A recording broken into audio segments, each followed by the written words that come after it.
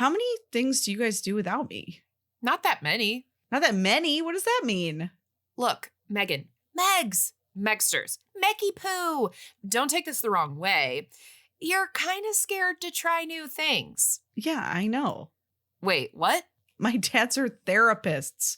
I've been talking about this ever since I was 4. But tonight's going to be different. Tonight, I'm going to get out of my comfort zone, try new things. Anna Maria, we're going to forget all about your dad and the Beast Troll. And Paige, we're going to make a name for you before we even step on campus. Okay? We're going to be so ready for freshman year. You're serious? Oh, yeah. Tonight's going to be epic. Epic. And then they proceed to live out the hangover. Literally, it's just the hangover.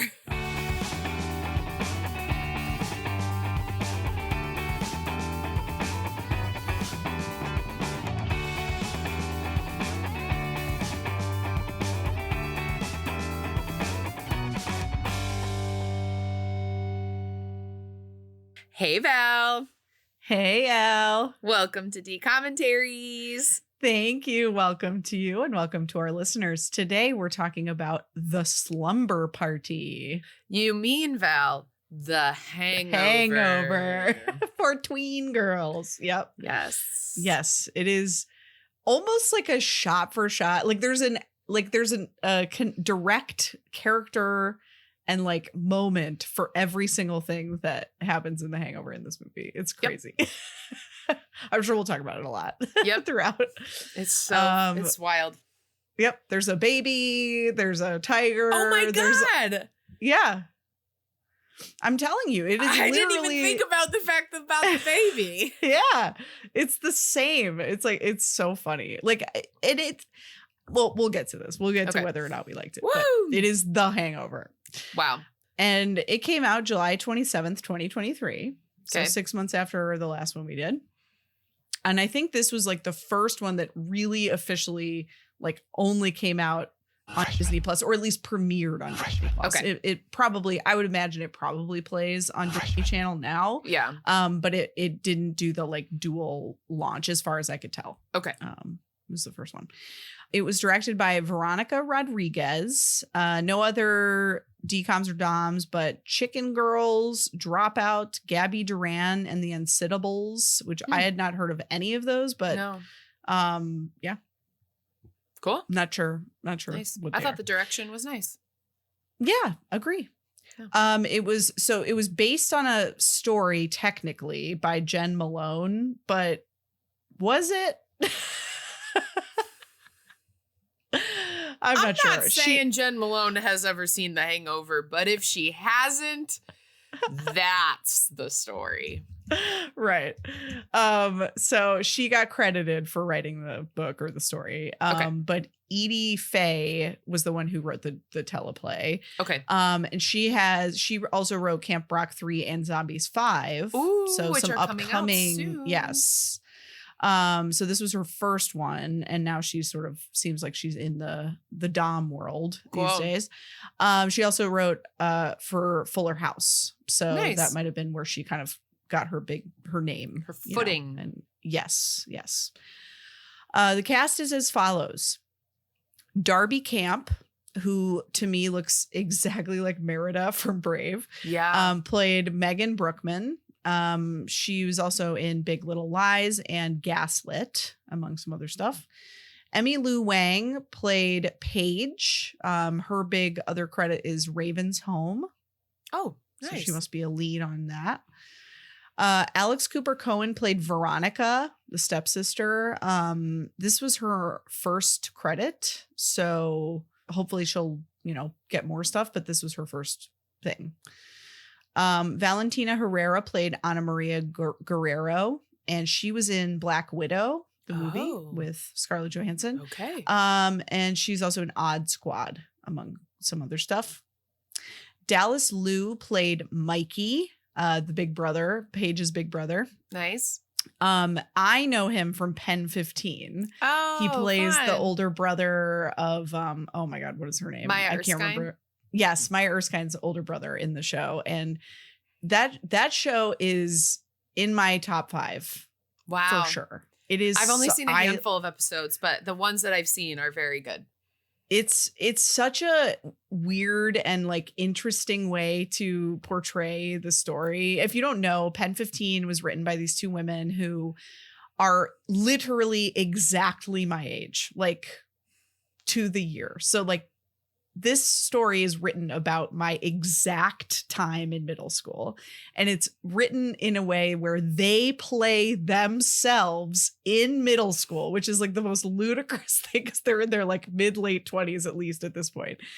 But they're playing against a bunch of actual tweens, and it works so well, and it shouldn't. And it's like incredible. Like you forget constantly that they're like adults playing against these kids, and the kids are amazing. But anyway, Dallas played her older brother, and he's great in that as well.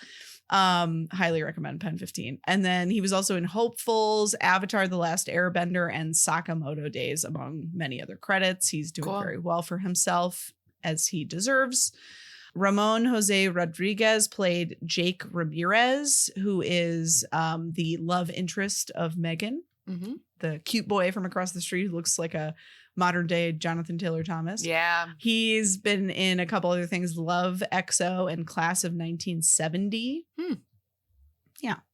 Caroline Valencia played Penny Guerrero. So that's little sister to Ana Maria. She was in Only Murders in the Building. I think she plays young Selena in Only Murders, I think. And she was also, or is also in Wizards Beyond Waverly Place. Nice. Good for her. Yeah. Then we have Titus Burgess playing Mesmer. The gasp, I gusp. I mean... If you are not familiar with Titus somehow, he like his most like notable TV credit is Unbreakable Kimmy Schmidt. He's so good on that show. Amazing. He was also in Ratatouille, the TikTok musical, which I had to bring up because we talked about it the other day. Oh my God. Zoom just asked me if I was playing music. Set up professional audio in audio settings. You were playing music. I'm a professional. Someone tell my family.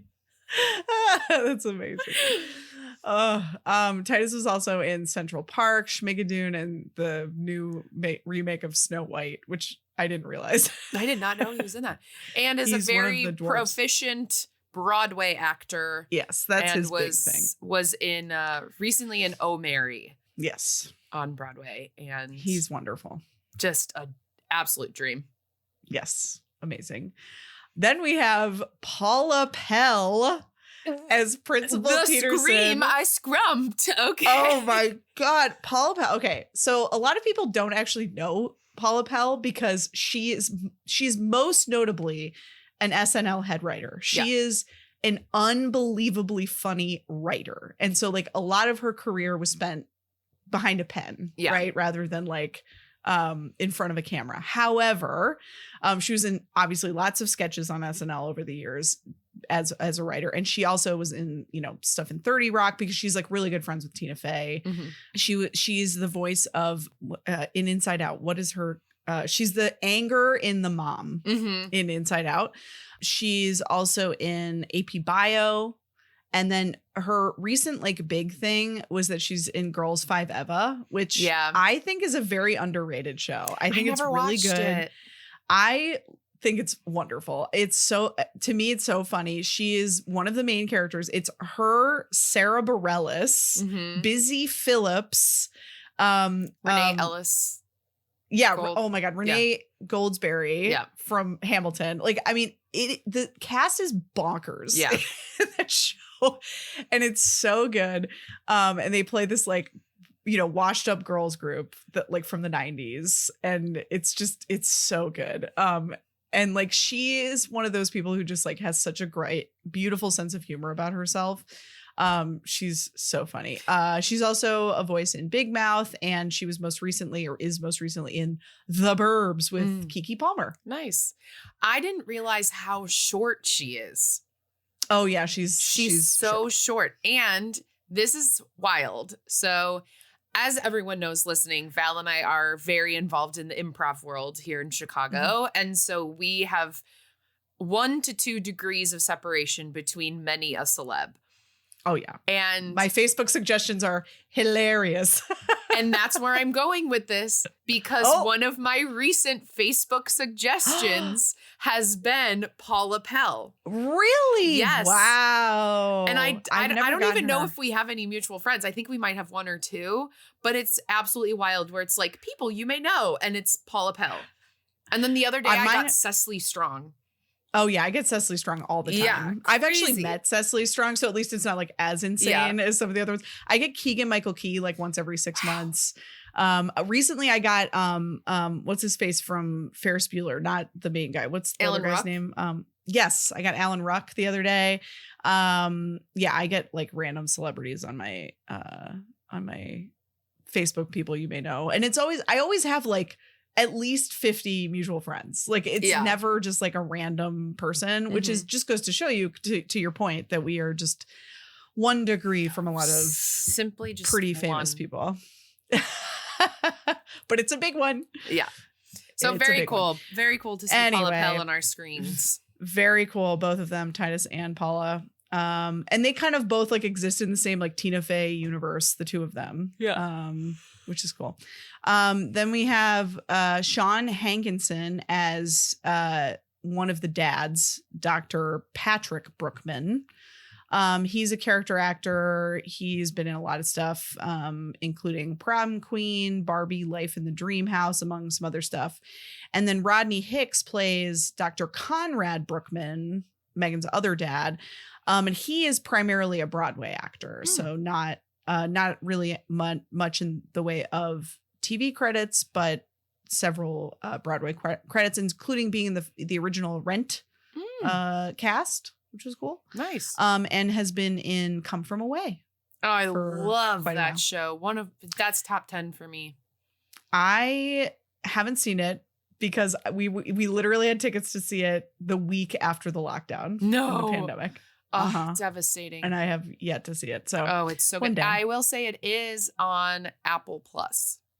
I know, but I totally understand. See it on stage first. Totally get it. So we'll see. We'll see if we have an opportunity to at some point soon.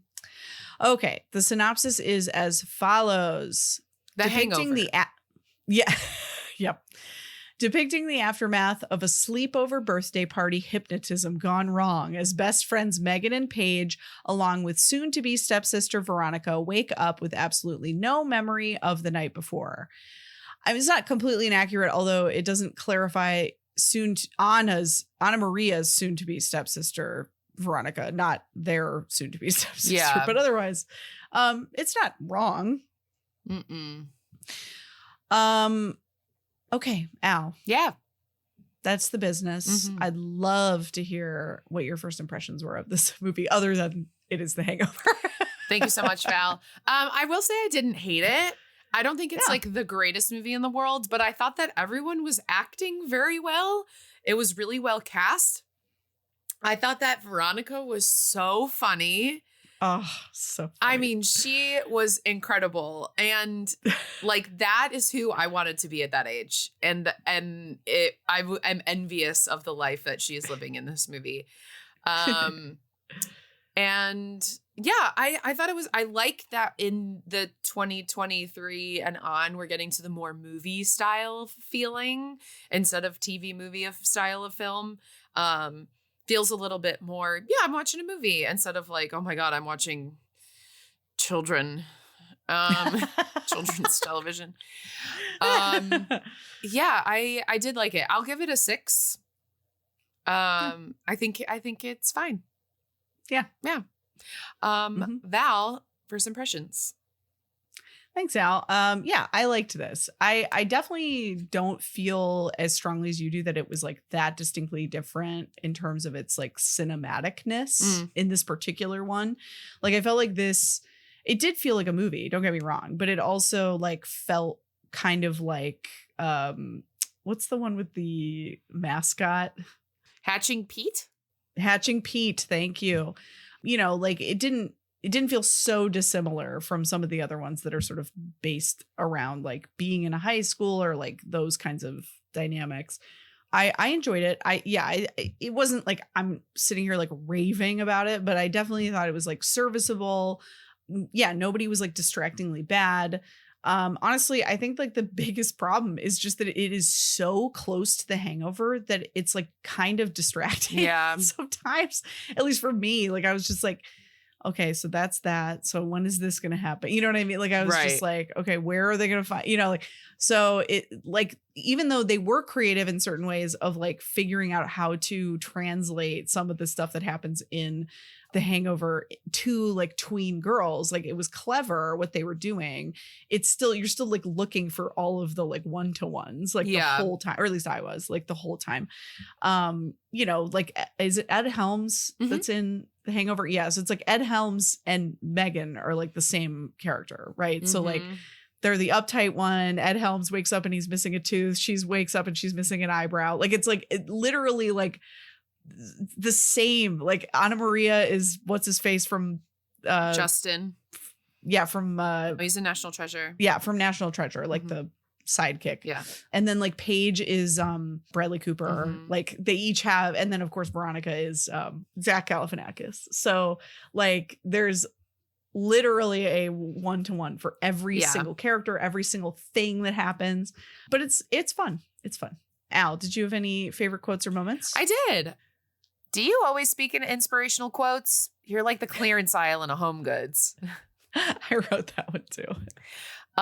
This was funny to me because I had this conversation literally yesterday. Does anyone truly enjoy being at Six Flags? I'm on Megan's side. I do not. I'm on Paige's side. Not for me. Maybe you could tell her she's doing long-term damage to my self-esteem. When they were like, we're going to go talk to Anna Maria and Veronica's. That's her response. Yeah. It's like Troy and Gabriella in High School Musical, and then they start singing "Breaking Free." Oh my god! I lost it. It was like a reference within a reference. Like it was crazy. Insanity. It was good though. Yeah. Well, and that's the thing is Veronica can't sing, but she plays it up like she can, and every time she sings, it's just so funny. Also Veronica, it was a gift from my man. I just love their whole dynamic because he like knows, but he's also like totally cool about it and like really respectful. I don't know, it just works so well. Big fan. Titus Burgess, say onions or don't. That's like me where you're like, say cheese, okay, or not. I got a lot of quotes today. Good. We're breaking the law, and they're rolling down the hill, and they're going 26 and a 25. Yeah, they're breaking the law by 1 mile per hour. At the very end, she goes, "Dad, will you try boba?" "No, amorcita, I will never, ever chew my drink." I am on his side. I hate boba. I don't like Jell-O, and boba's really close to Jell-O, and I have no. Yuck, not yuck. for me. Michael loves it. I can't stand it. Yeah. My favorite part of the movie is that exactly at 19 minutes, which we have talked about before, is where like where the why starts. I checked because there's a blackout and then someone wakes up, and I checked. It was at 19 minutes. I was like, holy shit. These people were on top of it. That's a well-edited film right there. Yeah. And yeah, I didn't have anything standing out that I did not like. Maybe as we go through, I'll be like, oh, I hated that. But it wasn't anything enough to write it down in my notes. Cool. Okay. Val, favorite quotes or moments? Thanks, Al. I also wrote the Home Goods joke. Just prior to that, I do not want to bring the limitations of my youth to high school. I feel like this was a really good representation of how 8th graders feel going into high school, and how like mature you feel, and how old you feel in that moment. Yep. I feel like this was a really good parallel for that. 100%. And like it very much reflected, despite obviously being filmed in and set in 2023, it felt, and I'm sure part of it is because I'll talk about this in a second, but they do some stuff to kind of like throw it back a little bit to like a different era. But like it feels very like timeless. Like I was like, yeah, this is exactly how I talked to my girlfriends like when I was in middle school. Like it felt very real for sure. You can stop saying my name in an accent. It makes me want to throw up a little. Ana Maria. Ana Maria. It's the R. Maria. Maria. You're going to be one of those people who grows up to dress like a bush to scare tourists. That was good. Paige had some really solid lines. Oh, Paige was all over it. I put the dream in Midsummer Night's Dream. That's Titus. Oh, this is funny, Megan. She's trying to. Never mind. I won't even give the context. You'll be totally lost if you can't multiply fractions. She's being dragged out a door. Yeah. I like apropos of nothing. Paige just. I mean, not apropos of nothing, but she just goes, "We've got a granny card of West Oak Ducks." So, what's Mikey's sign? Amazing. Also, I love that he goes by Mikey because like Michael goes by Mikey to certain people and it just like it's so endearing. Smile. Yeah. Oh my God. Pipe down, Matilda. Oh, that was so good. I think that was another page. Yeah. Because Veronica was like, I love the lockers and I love high school. And I just. Because she's homeschooled. Yeah. And even that reference felt like something that like our generation would make a joke about, not necessarily theirs. And then at one point, Megan goes, "We need to act like adults." And Veronica goes, "You mean ignore the climate crisis and waste all our free time fighting in Facebook groups?"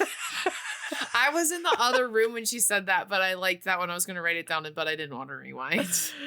Oh my God. So good. Funny. And then, is that an iPhone -12? Yep.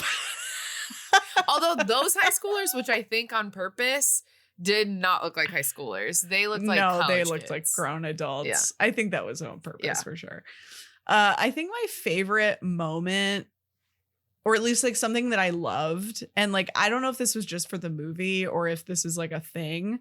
I know it's a thing like now with like parents of like little kids like our age, but like the fact that they were watching VHSs on a VCR TV like made me so like warm and fuzzy, because I was just like, these girls, rather than like sitting in a room together just looking at their phones, they are like watching old VCR videos together and like of just 80s laughing. Workout videos. Right, of like Richard Simmons, or like, you know, at one point I forget what she picked up and she was like, you know, do you want to watch some movie some obscure? Oh shoot, it starts with a P. I can't remember. Anyway, but you know what I'm saying? Like they referenced, like it was very clear that like it was their parents like recorded, you know, VHS tapes.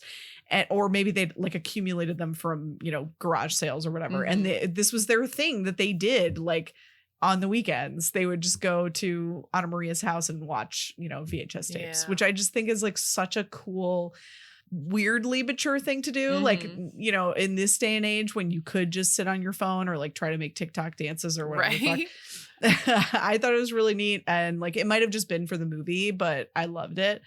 And I also like sort of to that end, like it's sort of played as a butt of the joke, but like I love that Megan has like this like the non-smartphone, because frankly that is the closest thing to a smartphone that Alice is gonna ever get for like a really long time, if I have anything to say about it. So that made me smile as well. And it also, you know, of course makes for like a good like plot device, right? Because like they don't all have smartphones, and so they're not like reliant on their phones the whole time. They're just sort of like existing in the moment, which is hard in movies set today. Right. Great. Okay, I think that's all. Okay, sorry, one other thing Okay. that was my actual favorite moment and like blew me away. So there is a song. It is my dad's favorite song. My dad is older because he was almost 45 when I was born. So he grew up in the like late 40s and the 50s and into the early 60s. And there was a record that he would put on and we would dance around the living room when I was a little girl. And his favorite song on that record was Searchin'. And when I heard that song come on in this movie made in the year of our Lord 2023, that was like about a bunch of tween girls, I was just like, what? Like it brought so much warmth to my soul. I was so happy to hear that song because like literally I don't know any other person who knows that song. Yeah. And so the fact that that song is in this movie, I don't know how popular this movie ultimately was, but like they brought like a new, like theoretically a new audience to this song. And it just made me smile because I just remember dancing around my living room at like 5, 6 years old with my dad listening to Searchin'. Oh, that's so beautiful, Val. Meanwhile, when they played I'm a Girl, Not Yet a Woman, I was like, oh, a Britney cover. Oh, my heart. So we really both had our musical moment. The music in this was amazing. Oh my God. I wrote my fourth note is there have already been like 8 stings that are probably worth so much money. Yeah. Like this movie, and we talked about this last time in Prom Pack too. These Disney Plus movies, wow, is their music budget bonkers. Like they are just going for it. And I mean, of course it like adds a lot to the movie.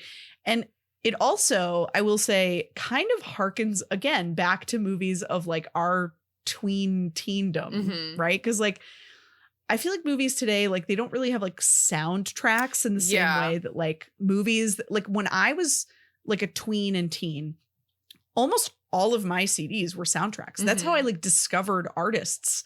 Was I'd be like, oh, I really liked the music in Big Daddy. So I'm going to go buy the Big Daddy soundtrack, you know, and like learn about like, you know, 90s rock or whatever, 80s rock. And like, that's, you know, that's how I like got exposed to music when I was that age. So it just kind of makes me smile that these movies are like kind of bringing back the soundtrack. Yeah. That's, I mean, so true. I also try to think of like new teen rom-coms that I've seen that do have good soundtracks. Like I'm trying to think of, does like To All the Boys I Loved Before have a good soundtrack, or, you know, like even the newer rom-coms. I think the one I'm thinking of is still 2014.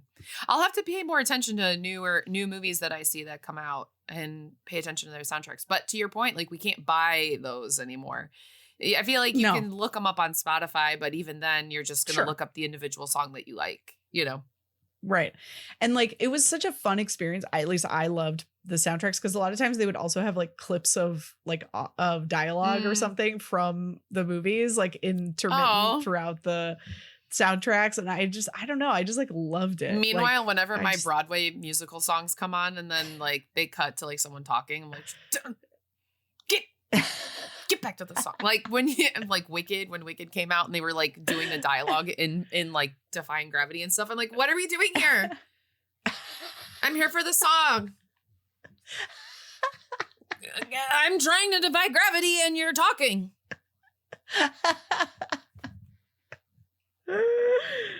Oh my God. Oh, that's great. Well, Val, I am topless, riding down a giant hedgehog on the street, and you're right behind me on your ET bike. Yes. Oh my God. That was another thing. I was like, wait, do kids actually still ride bikes with pegs like that? Because I hope so. And Disney loves helmets. Oh my God. Riding a hedgehog when in they're helmet. like, and the hot guy is coming at us, and him and all of his friends are wearing helmets. I'm like, oh my God, this is so cute. Okay. We open up in between the calm of a neighborhood and the craziness of a giant hedgehog parade float being ridden down a hill of a neighborhood in Atlanta. And we like kind of the whole opening is William Tell Overture. One hit wonder. Just kidding. And then the gopher, I called it a gopher before I knew it was a hedgehog. The gopher crashes and this Merida from Brave flies off and is like, ah! You guys, I'm not making this up. Camera stops. You're probably wondering how we got here. Addressing the camera. My eyeballs sucked back into the back of my head. I will say the narrator, not needed. No, of course not. Nope, didn't need it. Nope. And I rarely ever think we need one. And especially today, we didn't need it. So then we cut back to the like, well, let's go see what happened and how we got here. So we get one day earlier. So Anna Maria's birthday is today. So she's having her friends over for a slumber party and we get introduced to the whole crew. So Anna Maria, her parents are divorced. Actually Dad. That comes after later. We meet Megan. Yeah. First, So right? It's her birthday. High school starts in 1 week. So we find out high school starting. So they just graduated 8th grade. They had a whole summer. High school starts in 1 week. We have Paige, who's kind of like the badass of the group. We have Veronica, and they're like, she's also here. And then Megan is the overthinker. And she is our narrator and the main protagonist of the story, but it is kind of shared throughout the multiple big 3, 4. And she has the phone of shame, the grasshopper phone, which I believe was sold at a kiosk in Woodfield Mall, but it's basically just like a Nokia phone without the screen, doesn't have numbers, and you can only call like programmed people in the phone. So it's basic cell phone. It's for like kids, 6-year-olds that need a cell phone because they need to like call their parents, but you don't want them to have any other functionality than just calling their parents. So it's Alice's phone in like 4 years. Exactly. Then we see the kid across the street. His name is Jake Ramirez and his perfect teeth. And we are outside of Anna Maria's house at this point because he lives across the street from Anna Maria. And Megan's skirt gets caught in the door. So Paige's brother Mikey drove her and Megan to Anna Maria's, and then her skirt gets ripped off, which was very silly. I know, and definitely something that would not happen in a DCOM. That was like the first. And a lot of like thing. Swear innuendos. For like, sure. What the duck? I mean, it was just like a more like adult-ish. It was like in between. Feeling. Yeah. And then we meet more of Anna Maria. Her father is getting remarried the next day, which is also her birthday. And Veronica, who was like the new girl from a little bit ago, is her new stepsister. Mm-hmm. His soon-to-be wife is also having a baby, and she also has a younger sister. And usually on her birthday, her dad and her go for a hike in the morning. And he still wanted to go on the hike and still wanted to get married. And there was no rehearsal dinner, I want to point out, as someone whose father also got remarried. There was a lot of weird wedding things happening that the expectations of the actual daughter would be completely different. But I understand the timeline, like needing a timeline. Yeah. And also, like, I mean, it's possible because like the wife was about to have a baby, like maybe it was a more low-key kind of scenario. But the fact that like, all right, we're not gonna communicate at all and you have to be there at 4:00, like sure. That is just not the case for a parent's marriage. But sure, I think I would have liked it better if it was the rehearsal, like the rehearsal dinner, and then the wedding was the next day. And so like the hike on my dad's rehearsal dinner. And then like, I just think having it be the actual wedding, like she would not have been, sorry to spoiler it, but we're in the city. She would not have been able to not be ready or anywhere or have no contact with anyone. Like her phone had to have been blowing up. And so that's what I hate about these movies where I'm like, everything else believable. This minute detail, I can't let it go. That's fair. I mean, I think that like it's very possible that her phone was blowing up. Like they just left it at her house. So like we don't know like what was going on with that. You know what I mean? Like we just know what we saw. Yeah. And then her sister at like 3:15 still not being I just that pissed me off. Okay. Anyway, Al rant over. The gals are talking about things that they do without Megan because Megan's a scaredy cat and doesn't like to do new things. So that's where we have our cold open where she's like, wait, you guys have sleepovers without me? And they're like, well, yeah, because you're scared to try new things. And she says, tonight's gonna be epic. Then Veronica shows up and she likes parkour, which is a funny like run throughout. She's homeschooled, she's a klutz, and Anna Maria is mean to her up top. And it's not so much because she doesn't like Veronica, it's because she's afraid and sad of the change that's happening in her family. So it has nothing to do with Veronica personally, even though she's a wild child. Anna Maria has this conversation with her friends of, I just want a normal family. I just want my mom and dad to get back together.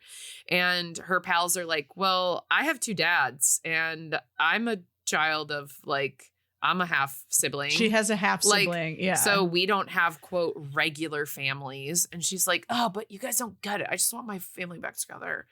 Not that she's trying to stop the wedding, but she's just like annoyed that the change. She's yearning for like, and she just keeps unfortunately using the word normal or something like normal or like traditional or something like that. And like, they're both like, the heck? What do you mean by normal? Yeah.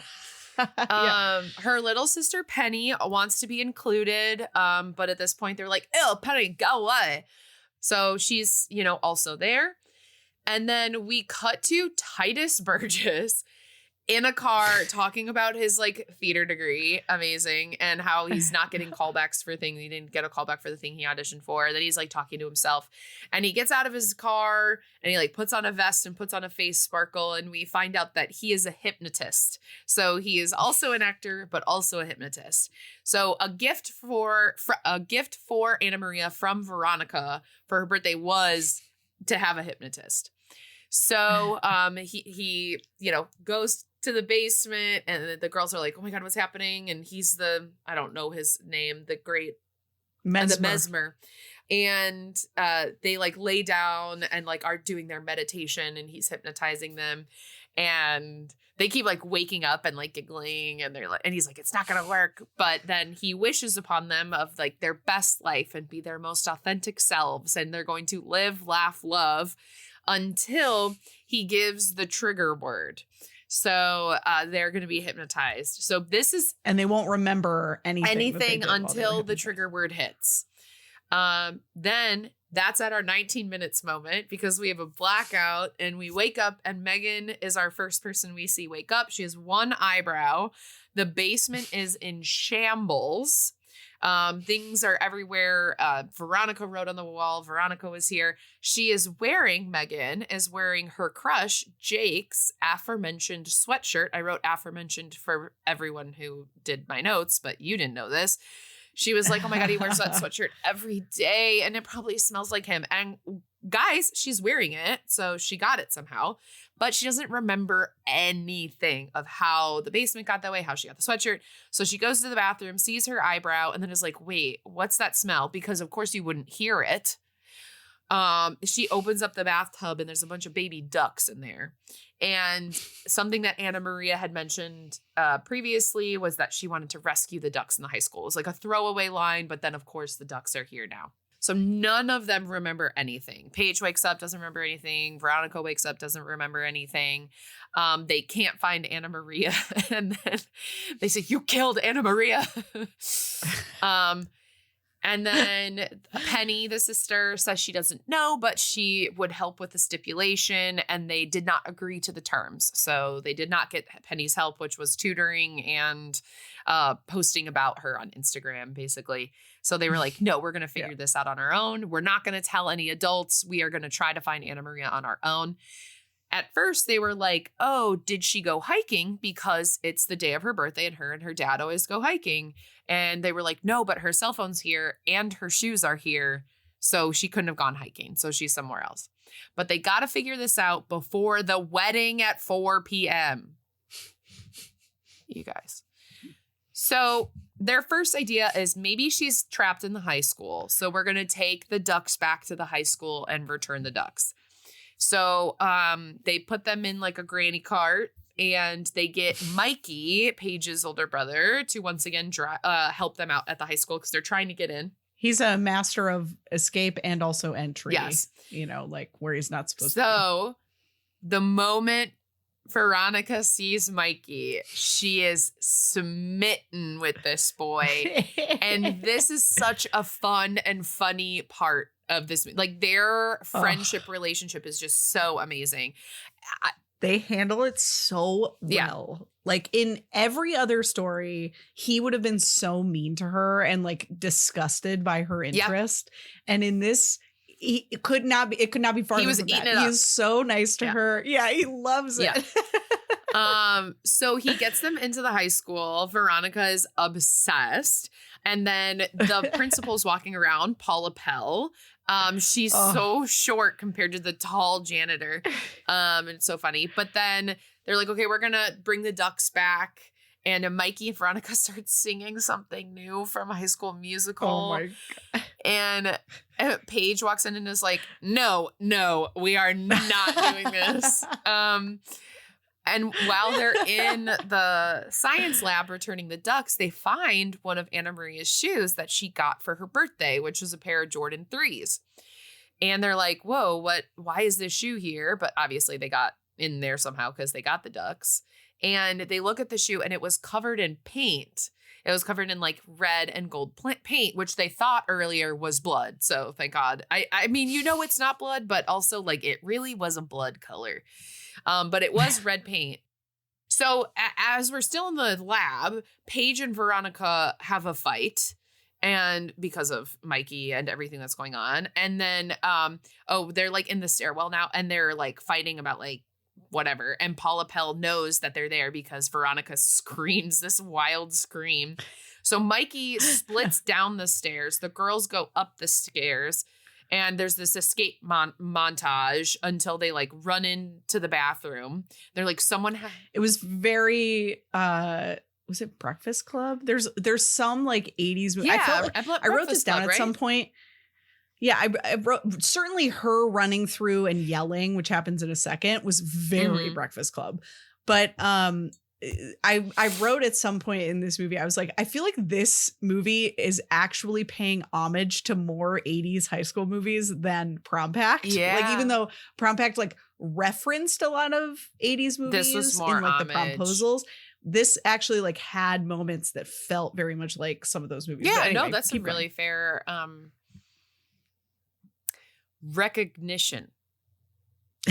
Because like Paula Pell, like the principal and the janitor, even like storming around, also felt like Breakfast Club. Like there was just a lot of stuff that was kind of like similar. So then they're in the bathroom and they decide that someone needs to sacrifice themselves so that they can escape. So Veronica's like, well, what's going to happen to my reputation? Permanent permanent record. And they're like, you're homeschooled. And she goes, oh yeah. And so then she's the one who like she's slamming the lockers and running around. So Megan and Paige escape and they get to Mikey's car. And he had already escaped because he went down. And he's the one who's like, oh, that's paint on the bottom of her shoe. It's the rival high school's colors. And we've had this rivalry of them trying to get back at us because we took their vice principal. And no one's ever seen him again. Insanity that's what it is. It's like they have a vendetta against us because we took their vice principal. But I also just love that it's probably just a lie that Mikey is telling them, and it's just so funny because they believe it. Well, you know what, Val? Some of us are gullible. I fell for April Fools 2 times on April Fools. It made me really sad. No. I hate being a gullible person. I'm usually pretty gullible too. You guys don't try to gullible me because it'll work. So Mikey drops them off at the rival high school and is like, I can't do this with you. You have to do this on your own because they're going to be after me. Like I'm one of the aforementioned people who took the vice principal. But then he like calls Veronica over and she's like windswept, like, oh my God, why is he calling me over? And he hands Veronica a duck. Because one of them one of them didn't get put away. And so then this is the baby of the Hangover, takes care of this duck named Bill the whole time. And she literally at one point says, we're co-parenting. And she says it so casually too. It's so funny. She's like, "Oh, hey, it's Mikey, so like, how is he?" And he's like, "We're co-parenting." And I think like what, again, I know I keep talking about this so much, their dynamic, but like she also knows that he's not romantically interested in her, but she's just like playing this game where she's like, I know that he doesn't actually like me, but like we're like married. You know what I mean? And it's just, I don't know. I just love that dynamic. It's so funny. Much. It's so good. So then while they're at the rival high school and they hear the marching band, and Megan is a flute player. Shout out to all the flutes out there. That's me. They're hiding in the bushes, listening to the band, like do their little gossip. And Veronica first fart joke. Boo. Second sneezes. And then they recognize Megan. So they like pull him out of the bushes. And they, of course, get surrounded by the marching band because there's no adults there. They're like, we recognize Megan from this video. And they have video of them stealing their hedgehog parade float. So the hedgehog parade float from the beginning belongs to the rival high school. So these almost freshmen went to the rival high school and stole the hedgehog. And they have proof on video, and they're like, give us our hedgehog back and we'll swap with you what you need back. And they're like, oh my God, what we need back is like, they have Anna Maria. We're gonna get Anna Maria back. So meet us at the cafe at 2:00 with our hedgehog. And they're like, we don't know where it is, but we have to find it. So then everyone is like fighting, and they're like, what are we gonna do? Megan yells, and Paige is like, did you just yell at me? Like, we're friends. We don't yell at each other. And she's like, yeah, I know.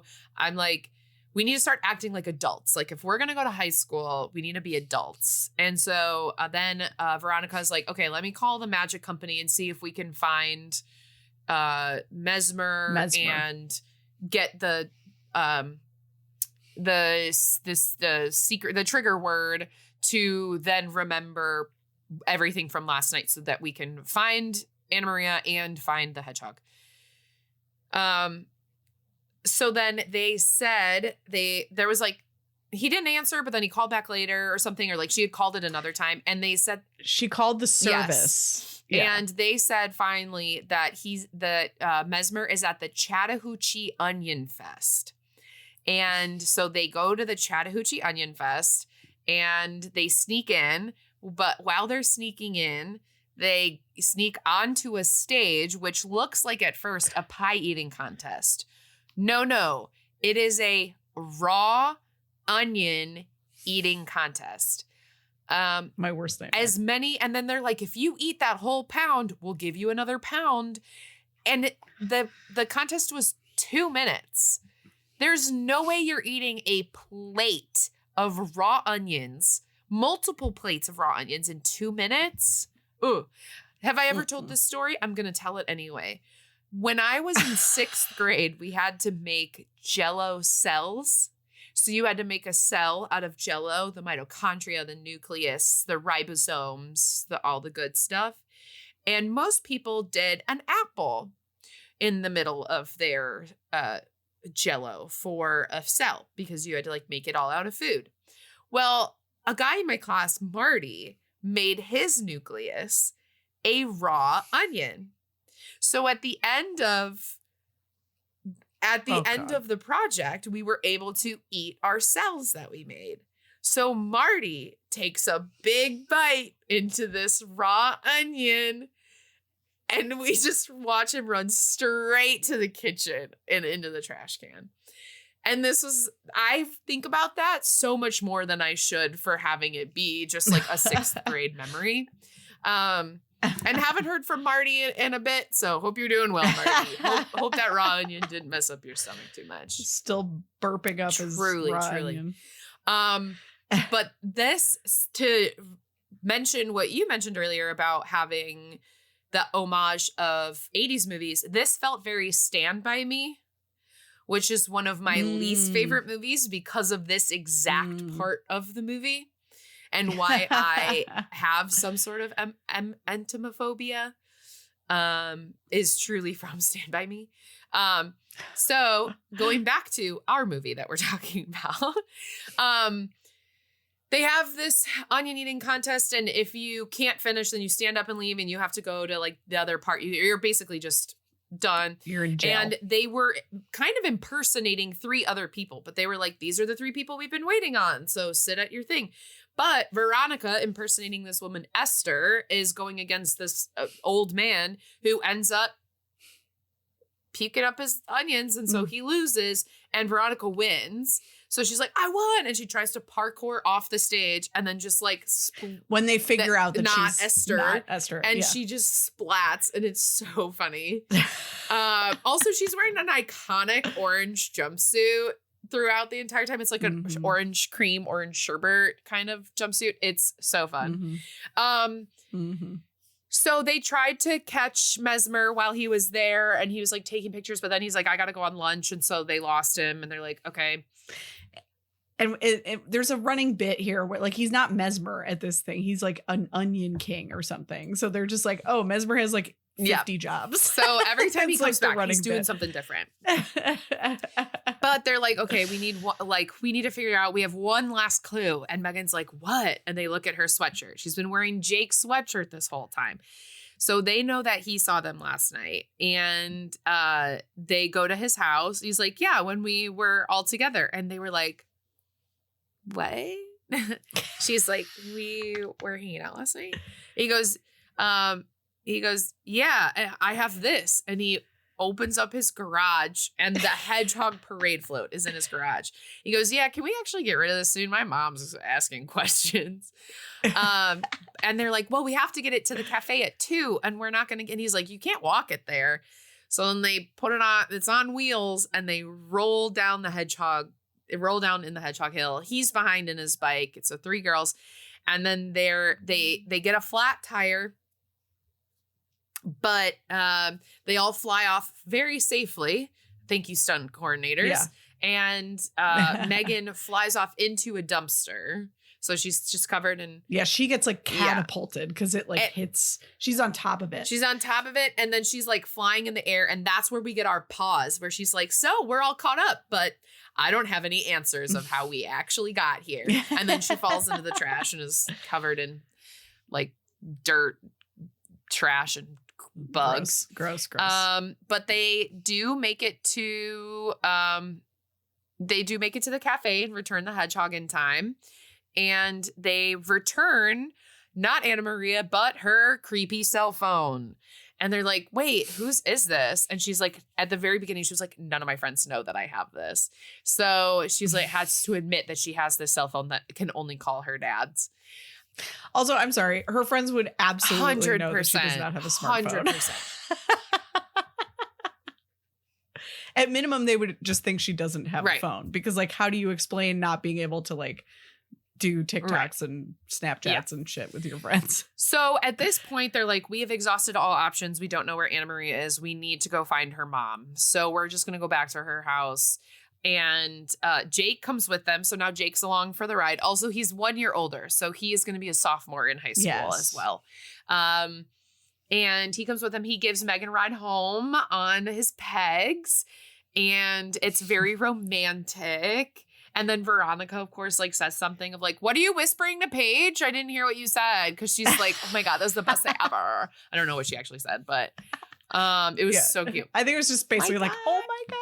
Like she was just like mouthing like. So the everyone splits. Jake and Megan go to the basement to clean up the basement, and she's gonna go shower because she had cockroach on her and she's all gross. And then they clean up the basement. She takes a shower, and they have their like moment on the stairs where we have our almost kiss.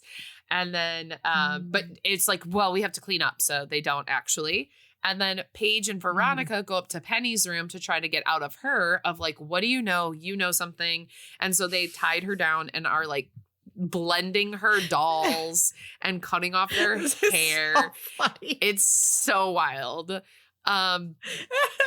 It's also fun because like Paige and Veronica have been like at odds the whole movie, They're, like, and working now they're together. like 100% on Yeah. the same page. But Penny at this point is not. She's not giving it up. Yeah. So then we cut back to Jake and Megan. He's like, okay, I've got to go. And Megan is like, hey, okay, you forgot this. And she kisses him.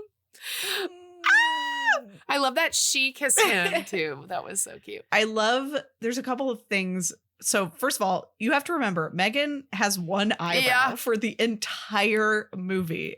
Okay. And like, she's a beautiful girl, like regardless, but like, it is obviously very distracting that she has one eyebrow. And then also on their bike ride home, she's stinking of garbage, right? She's just been rolling around in a dumpster.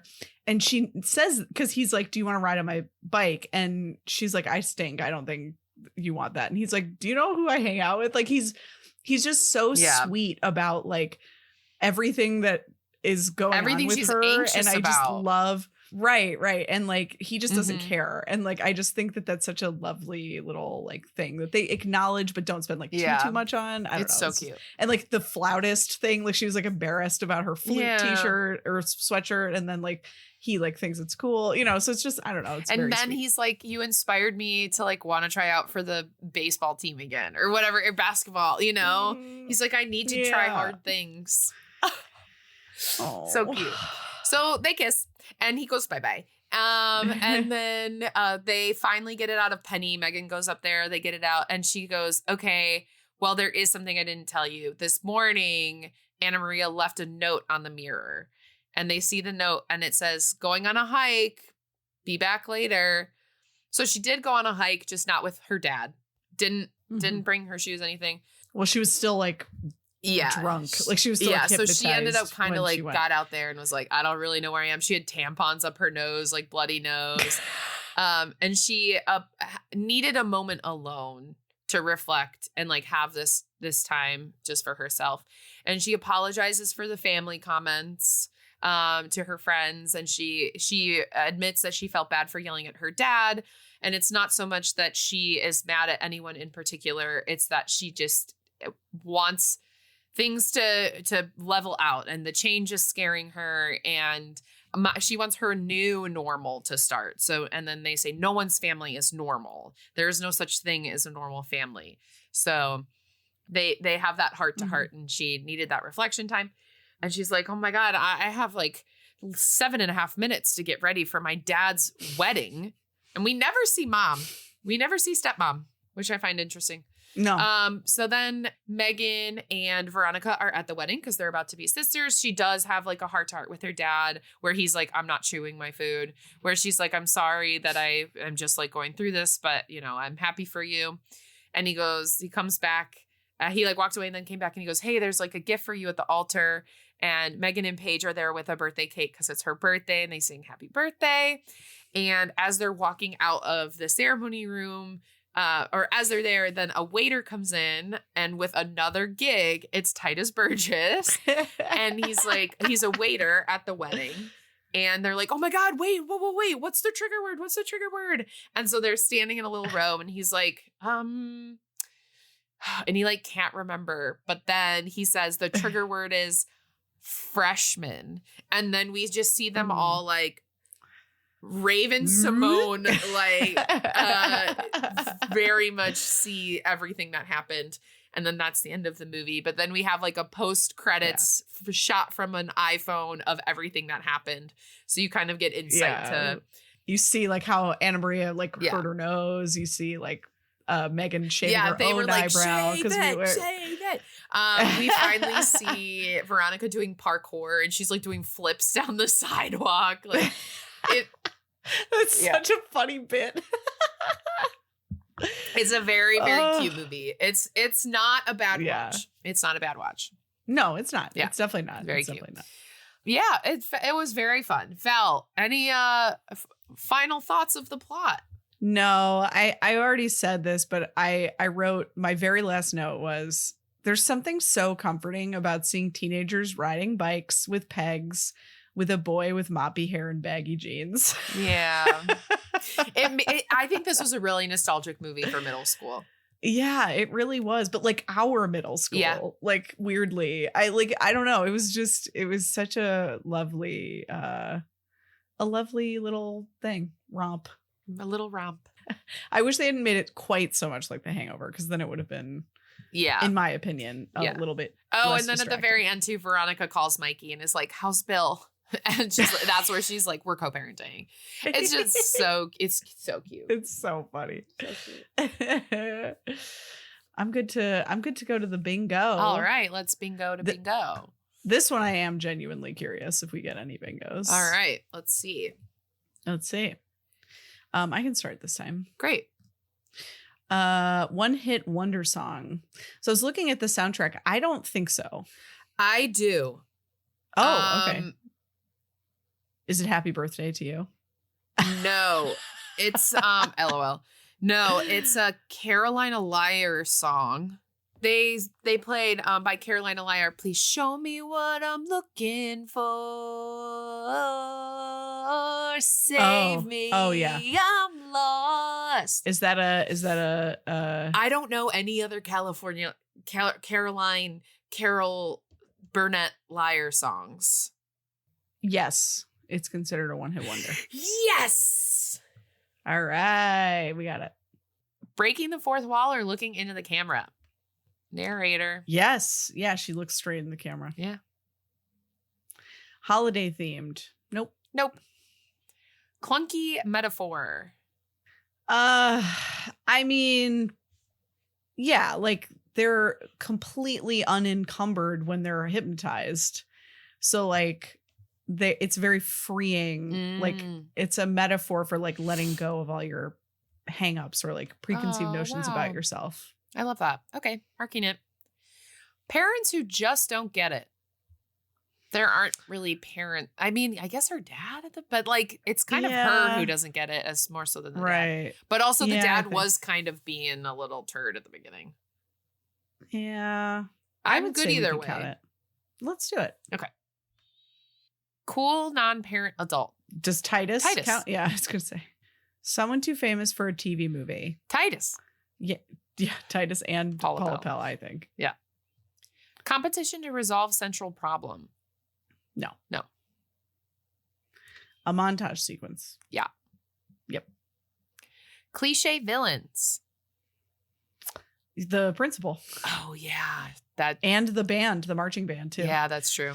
The marching band of college kids, because they all looked 20. It was a very like Eagleton versus Pawnee situation. Like they were like the rich kids. Yes, 100%. It was funny.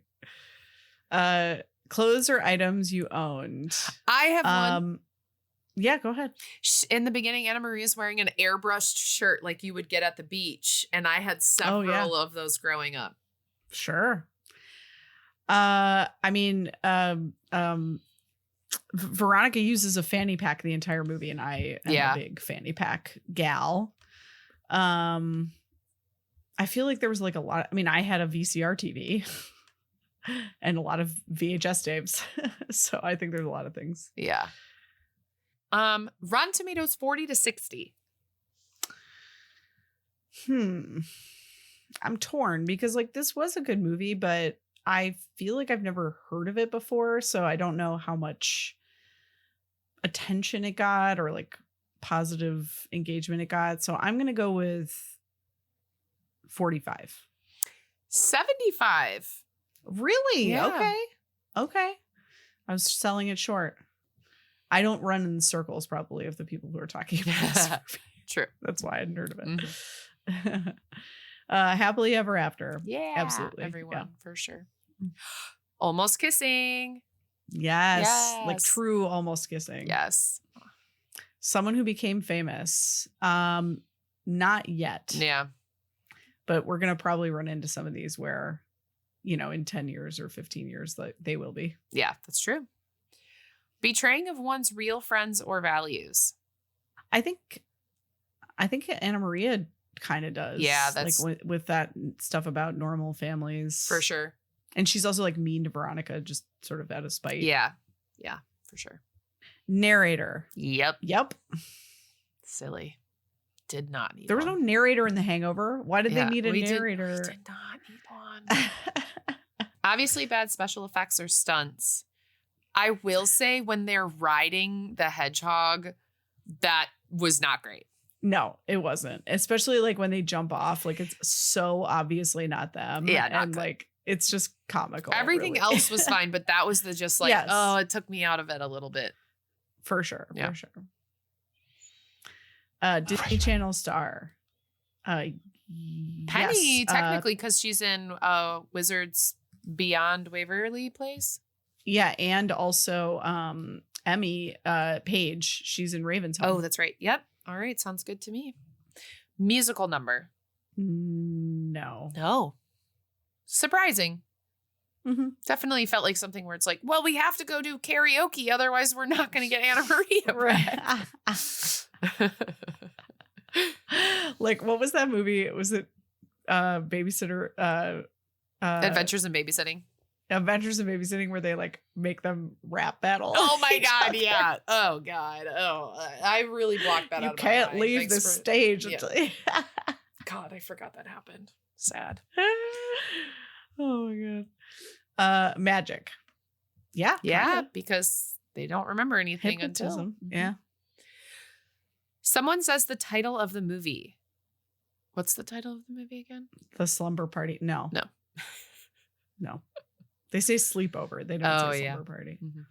Which is interesting because the name of well, I guess there already is a Sleepover movie, isn't there? That's why.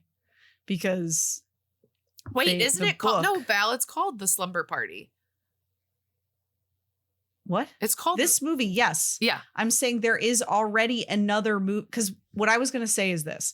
The book that this is based on Mhm. is called The Sleepover. Oh, And I was like, why didn't they just call it The Sleepover? And it's because there's another movie that already exists called The Sleepover. Yeah. We've Or mentioned it Sleepover, before. I want you to watch it on Right. Have You Seen? Right. So anyway, that's what I was saying. It's like, Mm, that's probably why they didn't name it Mm. The Sleepover. because the movie. Because the movie. Right. Scooby Dude. Yeah. Yeah, they figured basically everything this whole out. movie. Yeah, is a Yeah. Scooby Doo. Without parents. Mm-hmm. The heroes create the problem. Absolutely. Yeah. They do. Hondo P. Lead is a fish out of water. Kind of like Megan kind of being adventurous, and also Yeah. Veronica just in general is kind of fish out of watery. Oh, yeah. I think we could make it make sense. Make it make sense. All right, Val. That is 3 big bingos for the Slumber Party. Wow. First line down, one hit wonder song, cool non-parent adult, closer items you own, betraying of one's real friends or values, magic. Then we have our diagonal from the top corner down. We have one hit wonder song, someone too famous for a TV movie, happily ever after, Disney Channel star, lead is a fish out of water. And then a very popular line for us, our G line, clunky metaphor, montage sequence, almost kissing, Disney Channel star, heroes create the problem. Wow. 3 You know, that big closer items you bingos. own, things coming back into fashion from when we were tweens and teens Huge is helping news. us out. Yeah, huge news. All right, Val. Well, I know I've been lacking in the games department recently, so we're back to an actual game, and this game is called Were They a Magician? So I'm going to give you the name of an actor, Okay. and you have to tell me if yes, they played a magician in a movie, or Oh, no, okay. they have not played a magician in a movie. Okay. Got All it. right. Okay.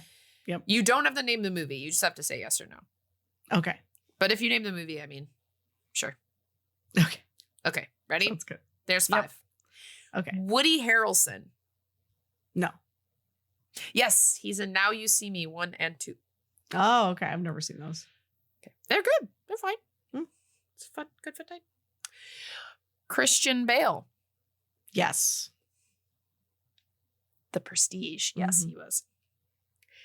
Andrew Garfield. No. No, that is correct. Not yet. But he is going to be in a series about Siegfried and Roy with Jude Law. Interesting. Yeah. Okay. Sterling K. Brown. No. That is correct. No. Steve Carell. It has to be yes. Yes. It has to be yes. That is correct. The Incredible Burt Wonderstone. Oh God, I don't even know what that is. Never seen it. It just popped up on the internet when I did some Googling. Awesome. Thanks for playing, Val. You got 4 correct. That's pretty good. 90%, right? Thanks, Al. That was a fun game. Yay. Sorry, we need to get back to more games. Oh, I'll you're do fine. better. We only have a few left. So Wow, that's scary. I know. But we do have some. We do have some coming out. And then Camp Rock 3 comes out this summer. Wow. Yeah. So we're going to do a live review of Camp Rock 3 as human adults. But it's fine because we've seen the other 2 and I'm a fan of the Jonas Brothers. I'm sure it's going to be fine. Val, what are we watching next week?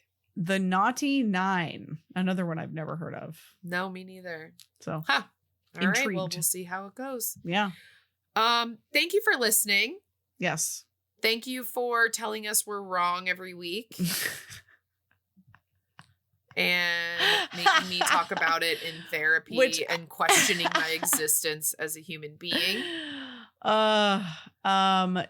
So in response to a specific comment we got, laughing at us at saying that Peyton Elizabeth Lee is in Descendants 3, I would encourage you to go to her IMDb. Because she is in fact in Descendants 3. She plays Daisy Tremaine, one of the other Tremaines. We spend most of our time with, I believe, Dizzy. Tremaine. Yeah. But Peyton plays Daisy, who is a smaller character, but is in fact credited in Descendants 3 and credited on IMDb. So thank you for coming to my TED Talk. You're welcome, Val. All right. Well, thanks for being here. Val and I are seeing a lot of each other in a very short amount of time and then not going to see each other for a good chunk of time. So, Val, nice to see you. I will see you again very soon. Yes. We should talk about this at the beginning of the pod, but here we are at the end. I did go to Val's house and hang out with Al, and now Al is quite literally obsessed with me and apparently talking about me all the time, which I can't blame her. So she, every time she hangs out with you, she becomes renewedly obsessed with you. Amazing. And I think that's everyone I've ever met. So absolutely. And she, this Allie, read to my Al, before bed, and it was just about the cutest thing. If we put pictures of our kid on the internet, I would share it with you all, but we do not. So you'll have to just picture it in your mind. It was very cute. And she wanted it. She was like, yep, I'm hopping on this lap and we're going to read books. And she was like instructing Al on like what to read and how. And you know what? That and what we're going to do when I'm reading with you is we're going to point out colors. Oh, and we're gonna count some stuff. Absolutely. And we're not just reading a book. This is an interactive experience. Absolutely. And if my Al does not like to point out colors and count things, she isn't Alice. Yeah. So. And y'all, she's 2. And it's insane how smart she is. She maybe understood something when we spelled it today. And I was like, oh no. Oh no, she's a teen.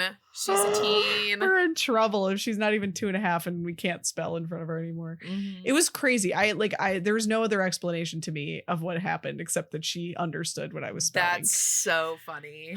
Now, granted, it was something where spelling it sounded a little bit like the word itself. So like she used context clues probably a little bit, but still, I was like, oh no. We're in trouble. Cookie. She's too smart.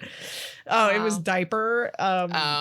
It's kind of there was a reason why I was spelling it. Normally we would not be secretive about diapers, but I was like DIAPER and she goes DIAPER, like spells it, repeats what I said, whips her head around to the diapers and immediately walks towards them. And I was like, okay.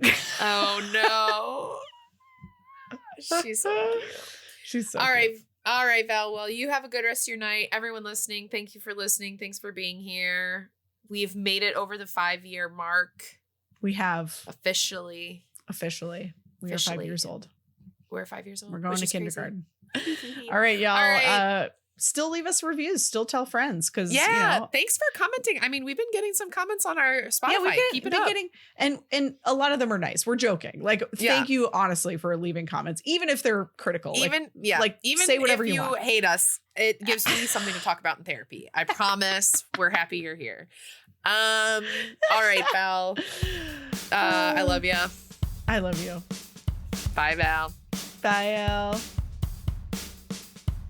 This podcast was produced by me. And me. And it was edited by me. The music was composed by Michael McNally.